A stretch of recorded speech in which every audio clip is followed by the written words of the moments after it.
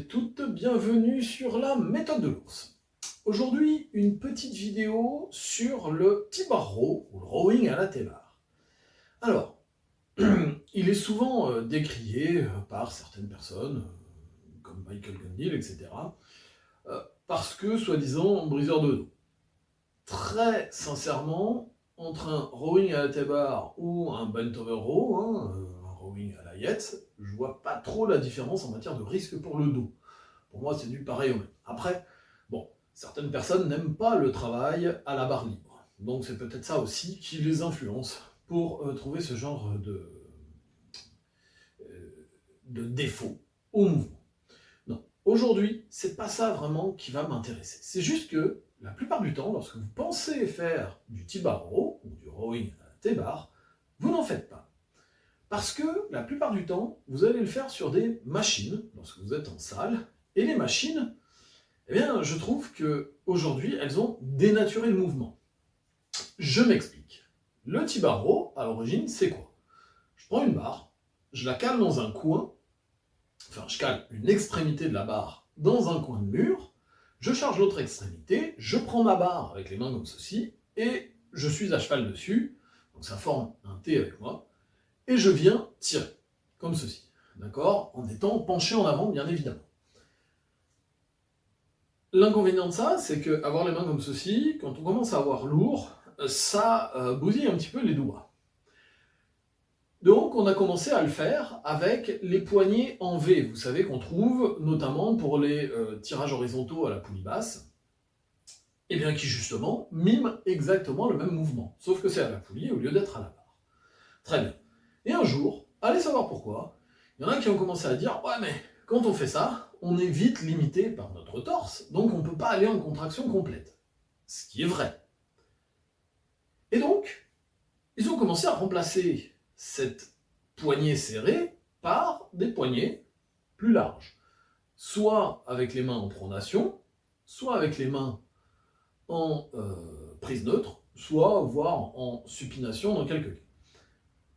Le problème, c'est que oublions le fait que la barre soit au milieu de moi. Je tire comme ceci.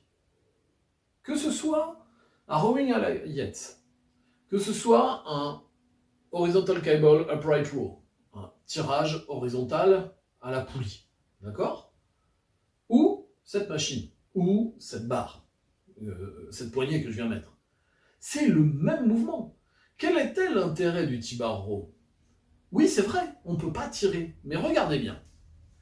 Là, je mets mes mains dans la même position que si je faisais un rowing classique. Je dépresse complètement mes scapulas pour aller en position la plus étirée possible. Ok? Vous voyez comment je suis. Et maintenant, je vais prendre la position originale du T-bar row.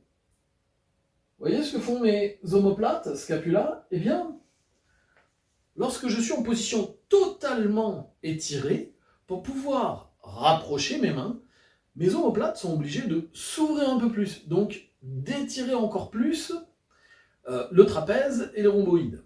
D'accord? L'intérêt du T-bar row n'est pas dans la position contractée, mais dans la position étirée, où on va avoir un étirement légèrement supérieur à ce que peut donner un rowing classique, avec une barre droite et que l'on tient. D'accord? C'est pour ça que je dis qu'aujourd'hui, malheureusement, on ne fait plus de vrai T-bar row. Donc pensez-y la prochaine fois que vous irez à la salle, oubliez ces machines avec des poignées qui font en fait juste faire un rowing classique, et essayez soit avec une poignée en prise serrée que vous allez prendre dessus une machine, soit carrément, comme autrefois, à l'ancienne, vous calez une barre dans un coin et vous allez tirer comme ceci. Par contre, il faut effectivement faire l'effort de laisser partir en étirement complet pour pouvoir bénéficier de l'intérêt du T-bar row. De plus, ça change un petit peu, ça permet de varier un petit peu les plaisirs au niveau du dos. Voilà. Ce problème qu'on retrouve sur le T-bar row n'est pas unique, on va le retrouver sur d'autres machines, notamment la calf raise, ou ce que certains appellent des fois un hack squat qui n'en est pas du tout. Mais ça, si vous voulez que je vous en parle, mettez-le en commentaire et je vous en ferai une autre vidéo. En attendant, n'oubliez pas de liker, partager, commenter, avec politesse toujours, mais ça je compte sur vous. Et je vous dis à très bientôt pour une nouvelle vidéo. Allez, ciao ciao!